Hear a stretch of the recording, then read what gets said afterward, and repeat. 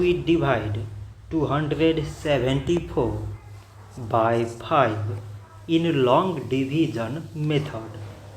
5 times 5 is 25. On subtracting we get 2. So now we put down this 4 and it is 24. 5 times 4 is 20.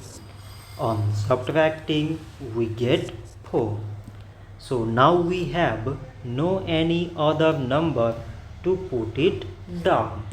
So we take here decimal, so that we put 0. So it is 40 and 5 times 8 is 40. On subtracting we get 0. So 274 divided by 5 is 54.8. So this much for today and thanks for watching.